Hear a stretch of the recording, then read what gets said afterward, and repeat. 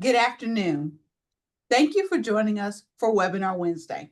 My name is Dr. Hilda Billups, and I currently serve as the chair of the Webinars Committee for TACUSPA. You will notice we have changed the format for this webinar just a bit. This webinar is a book club meeting. We are reading the book, Cultivating Trauma-Informed Practice in Student Affairs by Dr. Tricia R. Shalka.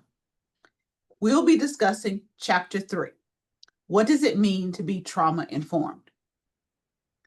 Allow me to introduce our facilitator for today's book club discussion, Josh Meredith. Josh joins us from the University of South Alabama in Mobile, Alabama, but he started his higher education career in Texas as Director of Student Life at South Plains College in Levelland, Texas. He is now at South Alabama serving as Associate Director of Student Activities, an opportunity he found through his TACUSPA network after getting involved in the association. He was selected as a 2023 Thomas Moorman Fellow and served as chair of the Webinars Committee from 2023 to 2024. I am grateful to Josh for his leadership of the Webinars Committee. He handed over to me a rich collection of resources and materials, which has made my work as the chair much easier. Josh has both an undergraduate degree in business management as well as a master's degree in higher education and student development from Taylor University. Though he now resides in Mobile, Josh is originally a Hoosier from the state of Indiana. In his free time, he enjoys running, spending time with friends, and reading a good book. We're very excited to have Josh serve as our facilitator for this book club discussion and are thankful to each of you for your presence and willingness to share. I will now turn the webinar over to Josh. Well, thank you, Hilda, for that wonderful introduction. I heard it once already before we did Chapter 1, and I didn't realize I was going to hear it again, but it's still nice to hear people say nice things about me. So thank you, Hilda. And thanks everyone for joining us today. I went back and listened. I wasn't able to join for the Chapter 2 discussion, but I went back and listened to kind of see what you all discussed leading into today. Chapter 1, we covered what is trauma, definitions, what counts, and kind of all the conversation around that. And in Chapter 2, which was titled How Might a College Student Experience Trauma, y'all's conversation really evolved around community and connection to the campus community. And I think that sets us up really well for the conversation in Chapter 3. Chapter 3 was titled, What Does It Mean to Be Trauma-Informed? So for those joining, in case you haven't read it, I'll just give a brief overview and then we'll dive into the conversation. So this chapter was broken down, introduction, and then several sections, and this one was pretty dense. There was a lot in this chapter. The first section was titled, Why is Trauma-Informed Practice Important in Higher Education? Discussed just the increasing awareness, how trauma can be a strain on students' experiences, and if unseen, it can have an isolation effect.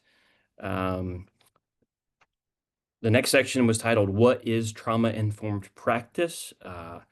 Really saying pretty clearly there's two goals. Number one is to support students, and number two is to avoid re-traumatizing students or traumatizing them in new ways. The next section was kind of a overview of different frameworks. So the first was from, I wrote down the abbreviation, I forget what it stands for, but SAMHSA. They had 4 assumptions and then 6 guiding principles. Realize, recognize, respond, and then resist re-traumatization are the 4 assumptions. And then their 6 principles were safety, trustworthiness, peer support, collaboration and mutuality, empowerment, voice, and choice. And then 6 was cultural, historical, and gender issues. The author then went over Venet's, I think is how you pronounce the last name, 6 principles, had 6 guiding principles, and then 4 shifts that come from that. And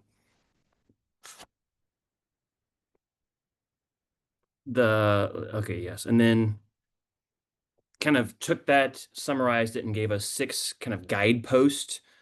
Took all of that research and gave kind of 6 different pillars. Number 1 was a holistic approach. Number 2 was being power conscious and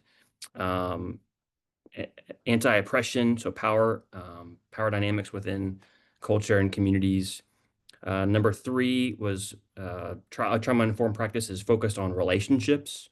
Number four was committed to knowledge building, so increasing the knowledge like we're doing here today. Number five was harm reduction, and six was committed to a wellness-centered decision-making and practice. And then sort of asked questions. What does it look like of each of those? What does it mean to be holistic, power conscious, and so forth? And so there's a lot there. There was a lot in this chapter. I'm going to turn it over to those of us or those that are here today and just say what to you stood out from this chapter and what resonated. And we can start with whoever and go from there.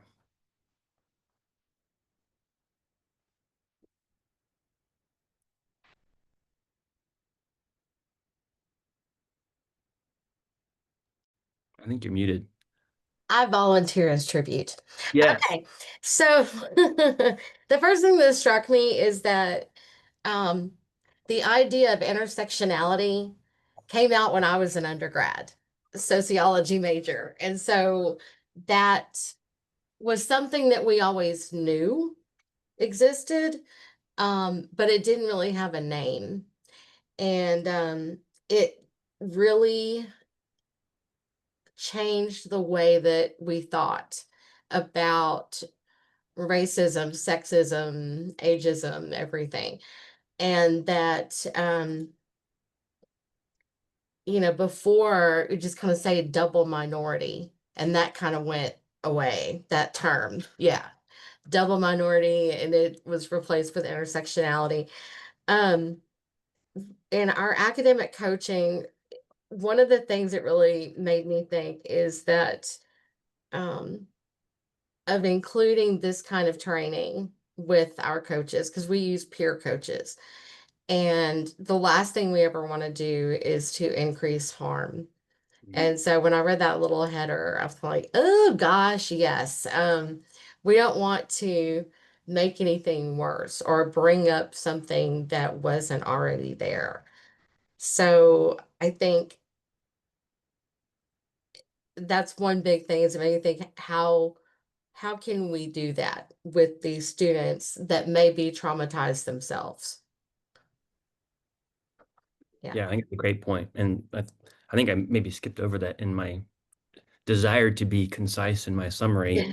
Yeah, this all starts off in the introduction with taking Mm, the work of Kimberly. Is it Kimberly? Is that how you pronounce her I first name? think so. Crenshaw, on intersectionality, from like race and gender and how that Mm. applies to, being our trauma-informed approach or how it applies to trauma.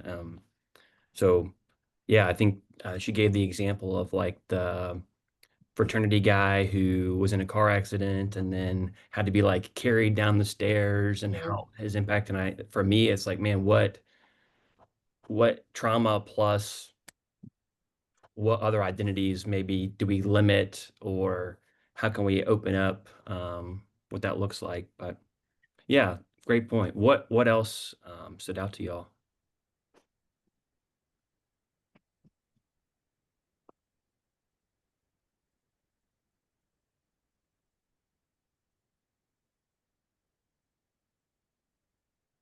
I can go. Yeah, go ahead. I'm looking at the section of what does it mean to be committed to wellness-centered decision-making and practice, and that it talks about creating cultures of care, but specifically about how the the people who are going to be helping other people need to help themselves first. It's very much like put the oxygen mask on yourself before helping others.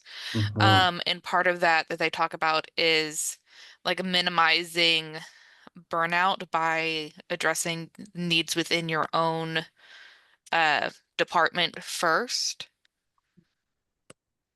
And I know that can be a struggle when you work in higher education. So much of what you do is focused on the students and what they need and how we can help them to the point where we are willing and sometimes required to run ourselves ragged trying to help everyone else without realizing like, yeah, I keep working overtime and I have to keep coming in early and I'm doing all these things to help students, especially at this point in the semester where we are, we're just starting off the semester and there's so many things going on and so many new students who want the help or maybe don't realize that they are going to need the help later on, and we want to help them get off to a good start in the semester, but without giving ourselves enough time to do what we need to do. So it can be hard to balance those things. You know, we've talked about this a lot about the tutors and the coaches that first and foremost, they're students. And we have to always keep that in mind that that comes first, because if they start failing, yeah, they start failing and dropping courses, we have an even bigger problem. But yeah, and this semester in particular, we've had a couple of coaches already walk away. And I think they did not anticipate what this was really going to be like and what it was going to take out of them. And wanting to do so many more sessions in a week than we would allow to have happen, because they're going to burn out. You just can't. Um, Even though they may think they can, they don't have the experience yet. But yeah, keeping the tutors and the coaches and the SI leaders and everybody on an even keel is really important. And I don't think we do talk about it. We need to maybe act on it more. So I'm gonna grab onto this and maybe ask a question. I was sitting here trying to find a quote I had underlined, and realized I was looking at chapter 2 because I was like, where is it? I know I underlined the wrong chapter. So this is under that section of what does it mean to be committed to wellness-centered decision making in practice. It is about creating work conditions in which staff can thrive in terms of engaging meaningfully while not being overwhelmed by unrealistic expectations or insufficient resources to fulfill their roles. It's about normalizing balance rather than valorizing and upholding long work weeks, 24/7 availability, or the like as metrics of success. So you'd mentioned maybe turnover, and it's something that I've really chewed on with I oversee 14 paid student workers that are our student activities board here at South Alabama. But culture is really important. So how can we create those conditions where in which staff can thrive, right? Because they talked about it's part of the environment that students are in, and how are we embodying that? So you mentioned the high turnover. I would ask two questions. Maybe what needs to change, or you don't necessarily have to like rag on your own institution. How have you seen it done well? Mm.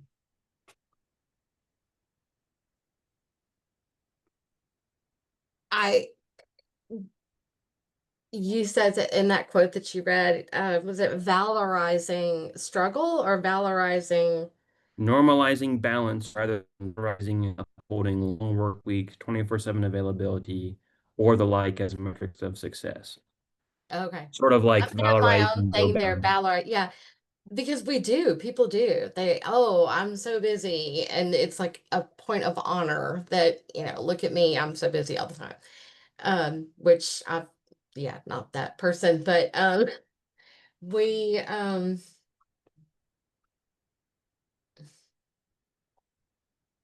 no, I don't know.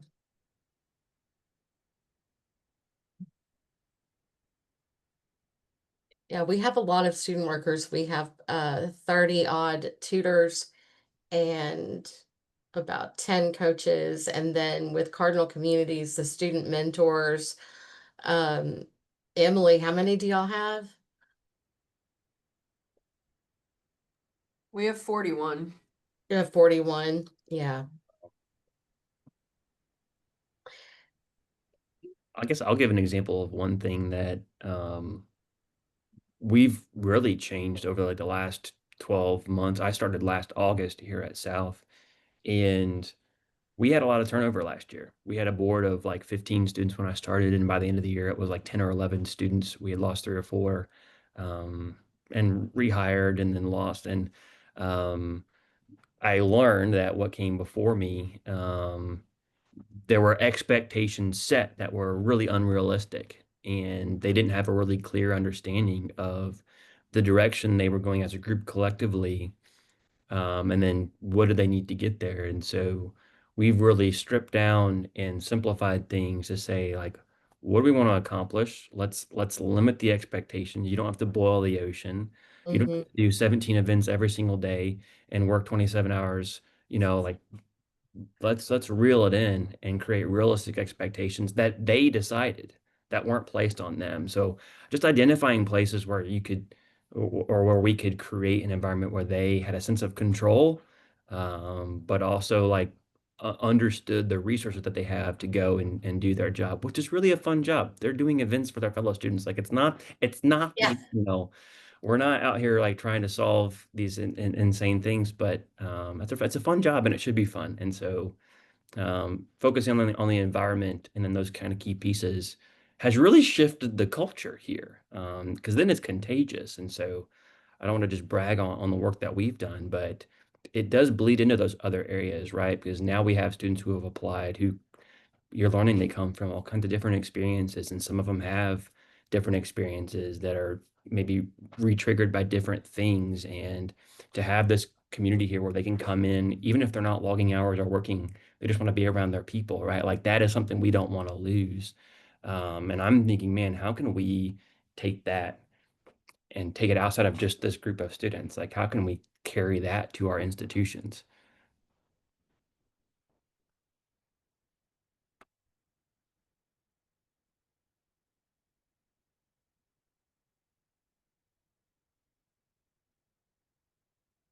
All right. Does anybody else have anything to add here? I have a bunch of other questions that we can jump onto. So, um, one of the things that came to mind for me in reading through this, I'm in the state of Alabama.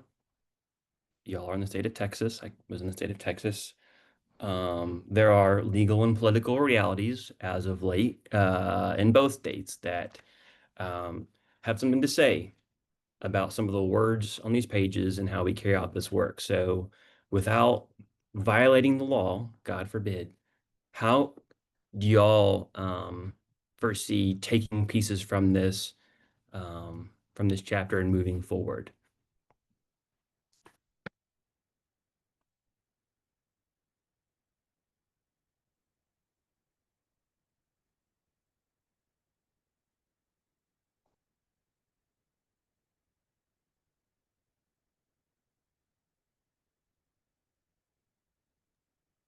No, I think the language here, instead of using those other terms, but talking about relationships, about what was the thing I just thought about? Wellness centered. Yeah, there are other ways we could frame those programs and those ideas without using the language, because really it fundamentally is all about relationships. And we talked about this last time too, that without that you're not going anywhere. It's not going to move forward. But I go to conferences, and schools are very, very concerned, and they've already been looked at. We have not, to my understanding, and we don't really talk about it all that much. And I think those conversations do need to happen. I was on the committee to choose a speaker for the keynote address at a conference, and they wanted to bring in a woman that her specialization is DEI. And everyone in the committee was like, I can't even attend this. If y'all decide to do this, we can't even attend. So it's definitely conversations that need to happen, but I think there are other ways to frame it, to word it, to stay away from that. And if we focus on wellness and relationships and community, I mean, instead of inclusion, we talk about community, and I don't know.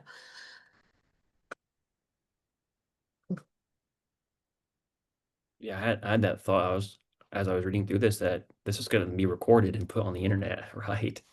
And I think there was a realization that even in a webinar, when we're just discussing and trying to be better employees and better um, members of our campus communities, that I might need to be careful in how we talk Yeah, about be careful. Yeah. this, which is,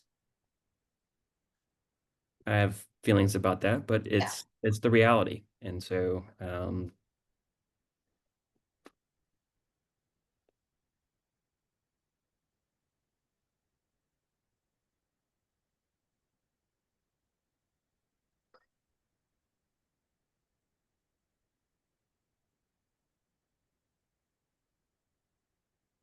okay, I have lots of notes here, and questions.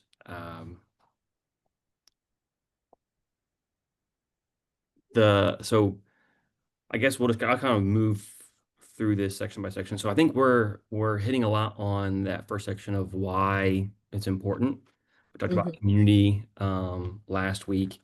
And there was an introduction, why is it important? And then that third section is what is trauma-informed practice? So we went from what is trauma, how my students experience it, and then for the title of the book,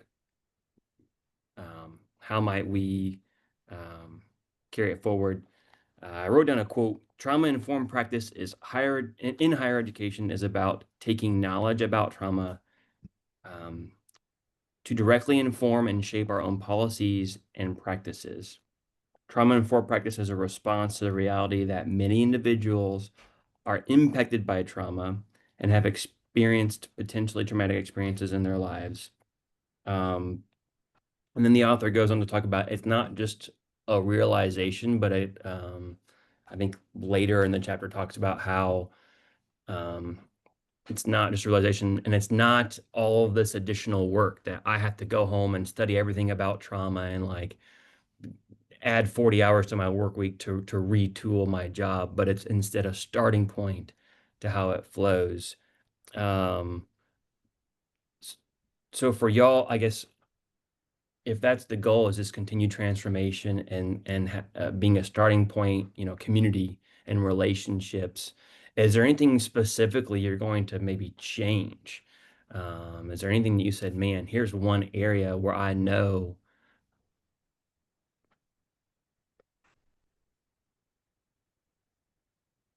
knowing what I know from this chapter, how is it going to affect that flow?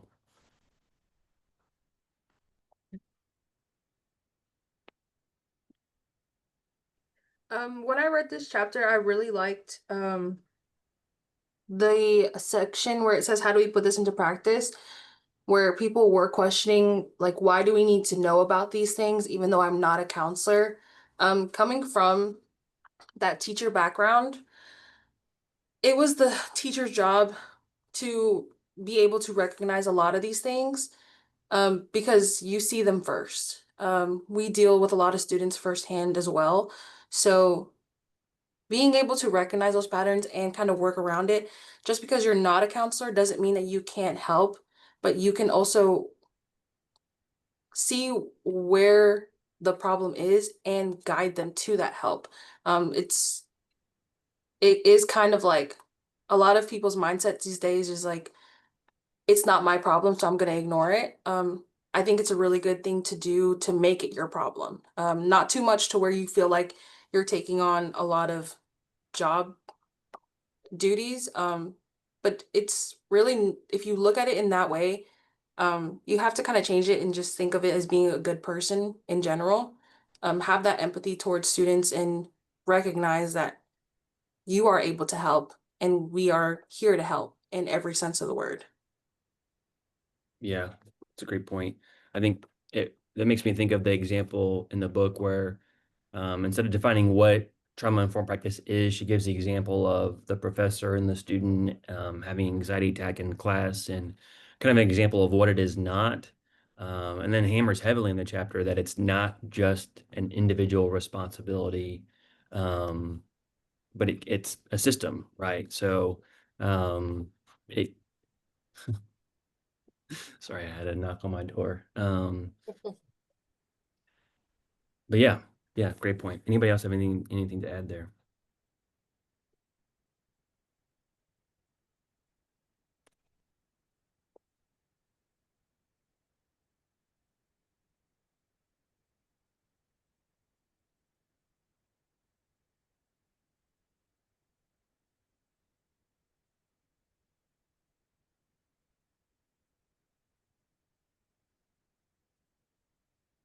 just read a couple of things I have underlined in that section you pointed out, Sophia. How do we put this into practice?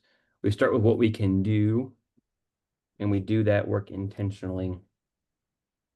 It isn't about adding new things on as much as it is developing particular lenses and ways of being so that all of our work begins to flow from that starting point.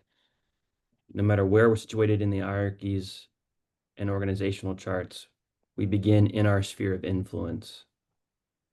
We begin this work where we are and through and with the people and practices we touch.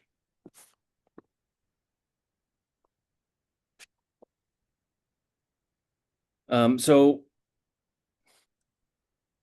I think I asked this earlier, but I'm just going to resurface it because of the next two questions I actually have written down. We mentioned the example of the professor in the book. How have you seen this done well, like in your institutions? You know, they talk about the systematic approach and how it's not just up to individuals. Are there ways that you've seen this either at your own institution or other institutions done well?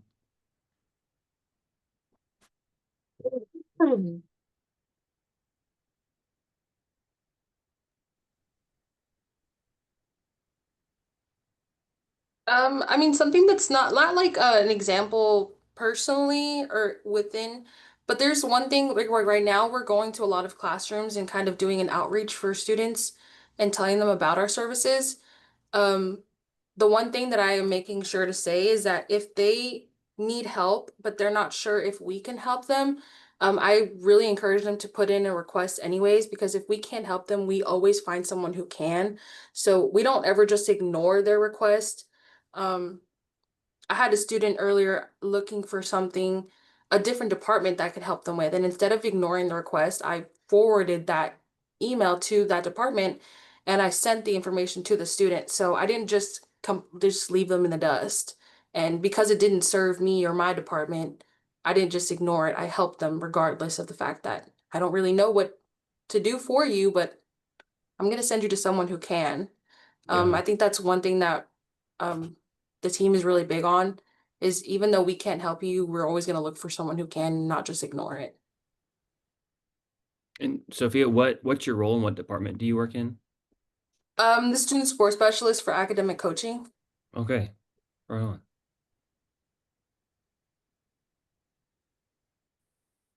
I can kind of add on to what Sophia had said. Sophia and I work together regularly. I am the Sophia for the tutoring and supplemental instruction here. But we just had our big kickoff training for the tutors and the academic coaches, and we tell them students will recognize that you are helpful to them. They will recognize like, oh, I can tell you things and I can open up to you, and then you provide me with feedback that is actually useful to me. And when that happens, they will inevitably tell you something that you can't help with anymore. I worked as a tutor for a long time. I did mostly like writing, English, and history. And so I would constantly have people be like, oh, while I'm here, can you look at biology for me? No, I cannot. I have never taken a biology class. But we can put you in contact with where you can go to get that help. You know, we can figure out what are office hours. Do you want to draft an email to your instructor? You know, do you need to make an appointment with somebody else? How do we find those things? So it's drawing those boundaries for the students that you don't have to be this person's everything. You know, if someone is coming in for an appointment for you for, you know, a calculus course and then they're asking about something else, even if you know about it, if you're not prepared to help them that day, it's okay for you to be like, you know, there's other places where you can go. If you want to make an appointment with me tomorrow, we can talk about this, but it's okay to say, no, I need time to prepare for this as well, because we don't want those students, workers to burn out either to the point where they can't help anybody else. So finding that professional boundary and then sticking to that and realizing that this is not something that's making you come across as cruel. This is something that is helping both of you. This student needs to self-advocate and learn what resources are available on campus, and you can help them do that by kind of having that line and then enforcing the issue of, okay, I can't help you with this, but let's look on this list of campus resources and see what's going to match up with what you need.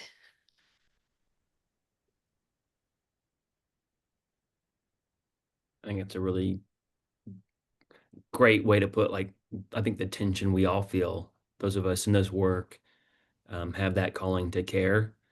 And sometimes it's really hard to like to draw that line of like, oh, I can catch up on emails later because I'm going to help deal with this situation now, or I can, and we tend to put self-care kind of on hold because we care to care for our students.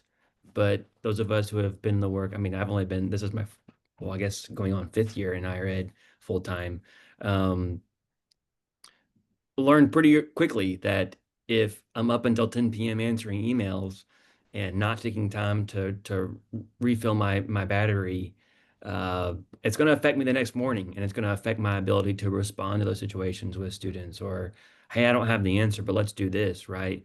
I'm tired and irritable, and those things are those are the moments when, you know, we can cause more harm, or we can, and so. Yeah, I think that's a great illustration. Something I wanted to say about that, we've had tutors getting tutored, because you're not an expert in every subject, Lord knows. But we had a coach talking about wanting to be coached. And I'm good with that. I'm good with that if it's an area that they are not particularly strong in, or they have some issues with, some possible, trauma from, the past. And that's probably something we need to make clear, that that's okay. And it never occurred to me. Never, this has never come up before. Not in any of the conferences I've gone and listened to all these people talk about this, about coaches needing coaching. Mm. And I just kind of thought, well, that's great. And how do we make sure that those students know that this is okay, and they can make an appointment for themselves and come and see, what is it that you feel like you need support on? What academic skills do you feel you're lacking in? It's easy to refer somebody over to the health center to get, with the um, licensed counselors and stuff over there. Um, but when it's one of your own, you know, it's different. Yeah. So that's just what I've been thinking about the last couple of days, because it kind of threw me. I remember learning in my master's program, I don't remember what class it was. I have binders of all my notes. Like, I cannot find it in my notes. I don't remember, but I know distinctly we talked about it. But of different frameworks to teaching, and kind of this Hmm. old framework of like sage on a stage, this one person knows everything, and there's this impermeable barrier that only the person with the PhD can cross that barrier and gather knowledge about biology or education or business or whatever topic it is, and they can bring it down from the heavens to the students. And how there's this other framework that they just happen to be someone who spent a little bit more time with that topic, but we're actually in this community of learners, and they don't Hmm. have all the answers, but they can help guide others to learning. And Yeah. in that framework, they can also learn, from the students, that there's nothing in particular that they have all the answers or whatever. And I've tried to think about that framework and something like this, or in the example you just shared, that Yeah. human body. I remember at my last job at SPC, 2-year community college, COVID did away with student clubs and organizations and student government. And so I, as someone who had never been part of SGA or never advised an SGA before, didn't know Robert's Rules of Order or any of the things that come along with being an SGA advisor, had to, we put out a call for elections and what have you. And I showed up to my first meeting with the students and I said, I don't know what I'm doing. And the looks on their faces was like, what do you mean? Like, you're the advisor, you have all the answers. And I said, no, like, we're going to figure this out together. Um, and the amount of respect, right? I was so scared to be honest with him. Hey, I don't have all the answers. But when I kind of put down my pride and was like, look, I don't have all the answers, but we're going to get through this together. Like, that was a foundational starting piece for those relationships. And yeah, I still don't have all the answers, believe it or not. But I think being transparent with students to say, yeah, I need coaching too. I need tutoring too. I like that, what you, because Hilda, we've started talking about rewriting our mission statement, and because our name is going to change, we're going to move and stuff. And I like that, framing ourselves as a community of learners, and it makes it much more, I don't want to use the word, but the I word, to pull everybody together um, into that community. And that, yeah, because we embrace the idea of being a lifelong learner. I feel like a student. I can't imagine ever not feeling like a student. And I like that.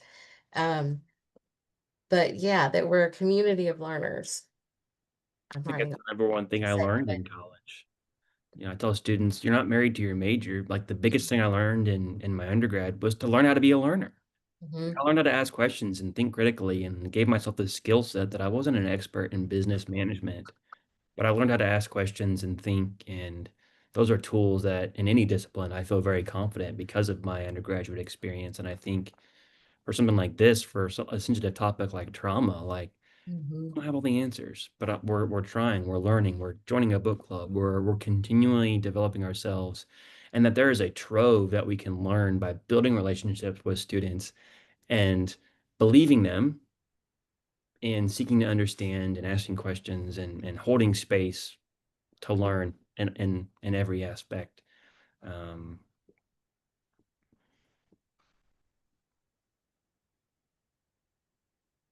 okay, I want to be mindful of time. We've got 15, 16 minutes or so left here before we have to cut it off.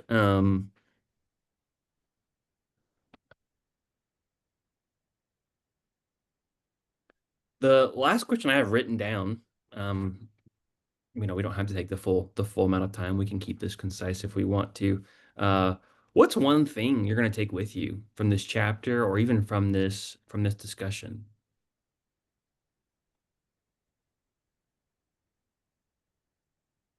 If you had to give like a 30-second soundbite that we could clip and put on Instagram, what would you tell our audience of YouTube subscribers or whoever's out there listening? What would you say that is one thing you're going to take with you from this chapter or this discussion?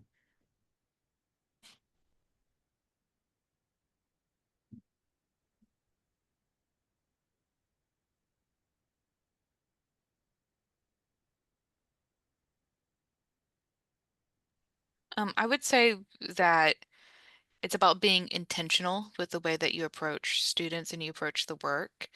Um, I know we've talked about this, that we're in this field because we care about students and we care about education. Um, but it needs to be more than like, oh, I really like doing this. You need to be aware of what you're saying, how you're saying it, um, who your audience is, and then also how is this affecting you and the people around you, that it's not just individualized. It can't be.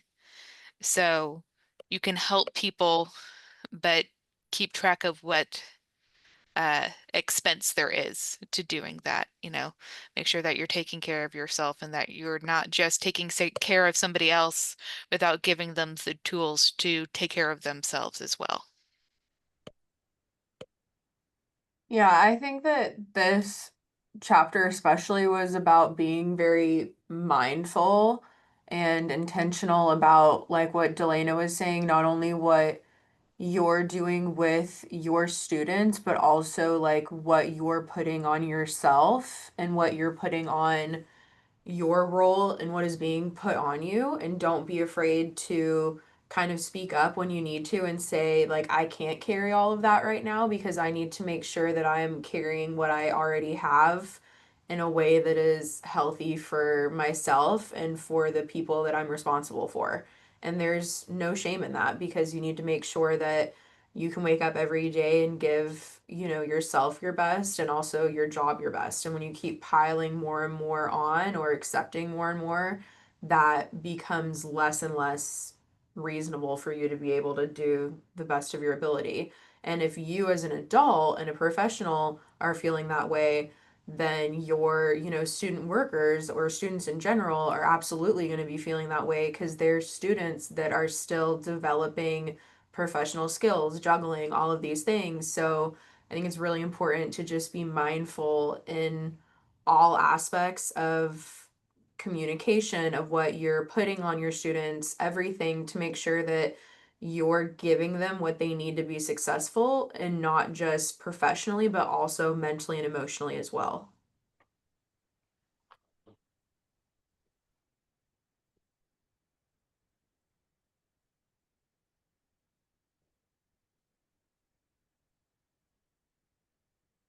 Anybody else want to share? Making me think about our own trauma, and not just our student workers, but our own, because it's when Emily was talking about that, um taking on everyone else's problems. Well, that's a trauma response from stuff that happened to you. Well, I'm going to fix everything for everybody, and it's going to make me well too. Or if I don't do it, no one is, and it's my responsibility, and all this, stuff that you unfortunately learned growing up. But yeah, and I'm starting to think about this, and it's not just our student workers, it's us. It's us too. And that we need to be mindful that we're not putting our own stuff out there. Um, do no harm. Let's not make anything worse.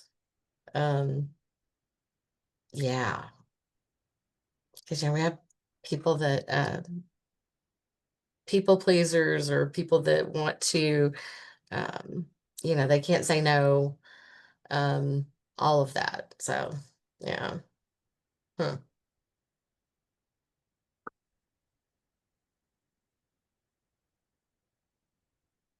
Anybody else want to add to the what's one nugget you'll take with you? Think it was interesting in the examples they gave, because they had an example of something that happened to a student before they came to campus. So there might not have been anybody even on campus that was aware. And then comparing it to a situation that happened on campus where before even the student was pulled in with, meeting and getting information, about a murder. So everybody was prepared. It's good to think about, that so much happens to our students who come, and we think they should be prepared. They've moved from the K through 12, where it talked about that K through 12 environment is so much more ahead of the higher ed, but they're also dealing with children who can't take care of themselves. They're kind of defensive, and they need to be viewed with that lens of protection and how can we help them. And we see their responses, but we look at them as children. And what students come to a higher ed campus, you have an expectation, oh, they're adults now, but they're still learning. Campus is new. So just taking that to be aware of what resources are here and watch those kinds of, panics or anxiety or whatever happens, that we're a resource and in help and an encouragement. And it's not our fault always. You can make an environment easier, but until something comes up, you don't always know that you need to. So just to be aware that so much happens, like you mentioned, we went through, and so many of our students went through the COVID experience, which isolated them, and they even had fewer opportunities to learn to cope and how to seek out resources. So we just know we need to be prepared and view our students with compassion. So. I mean, it harkens back to the question. I couldn't find the exact quote, but I wrote down what else might be going on. I think that was a theme in the chapter of not rushing to conclusions, or it's something that came up recently here in my job with my students. My students were hosting an event in the student center, and there was an issue, and there was a staff member, a full-time staff member, that addressed the issue with my students, and my students meant no harm. They were trying their best. They're new. They've been here a couple of weeks, and so they're still learning. policies and what to do. And this particular staff member was very aggressive and assertive, and hey, you can't do that. You need to, and it was all a matter of safety and what have you. But the students were like, whoa, why were they so aggressive and using language? And they had this very black and white, like, this is why they're a terrible person. And I said, okay, well, let's take a step back. And we gave them 24 hours to cool down. And we came into my office here and talked about it. And I said, what else might be going on? Here's the situation. This person's about, X, Y, and Z. And here's some other details that you might not know about, their office space or what's been going on. And it doesn't justify reacting in a harsh way, but can we ask that question of what else might be going on? And, the students came back to me on Friday and they said, hey, like, we thought about it and we would just like to, we're not going to demand an apology or whatever, but we want to just have a conversation. We would like to have a conversation with that staff member to get to know them and talk about it. And we feel that that might not be the best starting point, but we want to have a good working relationship with this other person on our campus. And so I just thought, I was like, you know what, my students, they displayed so much maturity. But I think that example, I couldn't help but think about it in this because everyone, even full-time staff members, have their own stuff that happened before they got here, that happened last week, that happened at home last night, that happens in their job, that something that might be out of their control, that they're now a little bit more irritable because something changed. And it doesn't justify reacting harshly to students, but I think it does say, man, there's always something else. What else might be going on? And I think for me, that's the one piece I'm going to take away, because I just saw it with my students being able to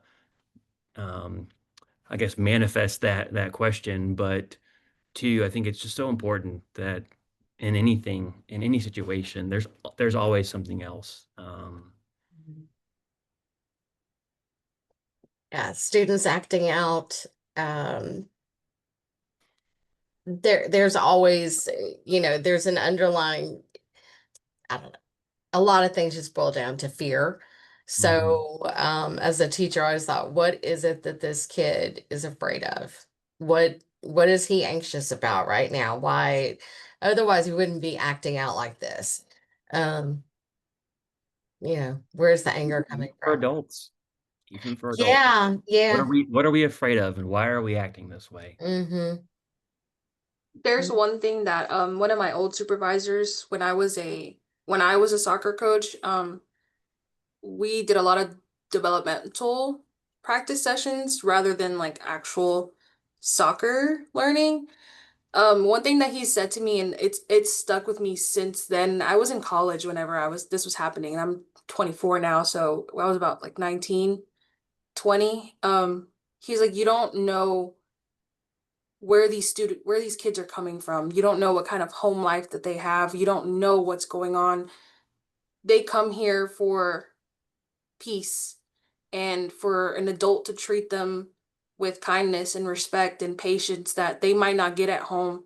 So just be very cautious and just be a kind person in general. Like, there's, especially with children, and I know it's not the same because we're in higher education now, but I took that with me into teaching, and because I was an elementary teacher, I was like, go in with the mindset that you don't know what these kids are dealing with, so don't be the problem. Be the safe space for them. And I think that that can somewhat relate to higher education too, because whether we're dealing with our own employees or with the students that come in and see us, you don't know what's happening at home. You don't know what's happening in their personal life. So don't be the person that kind of adds to it or sends them over the edge, because we're not here to hurt anybody. We're here to help everyone who we can touch.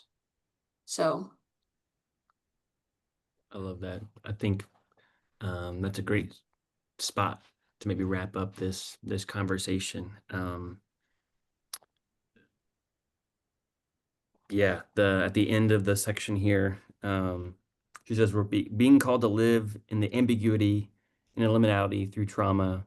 And while that space at times is distressing and uncomfortable, it's also a space of rich potentialities and new ways of being. So I thought that was a really beautiful way to put it, that it can be overwhelming to say we don't understand this or how to move forward. But I think if we bring, kindness and grace and understanding and ask what else might be going on, there are, as she puts it, I lost my page, rich potentialities and new ways of being that I think can bring beautiful connection to our campuses. So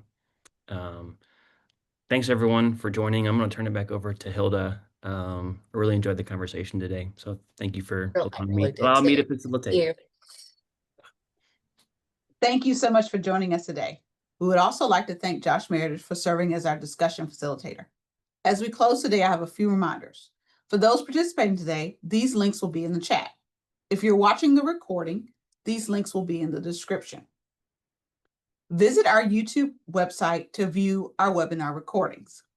If you're interested in presenting or serving as a panelist for a future Webinar Wednesday, please complete the proposal form.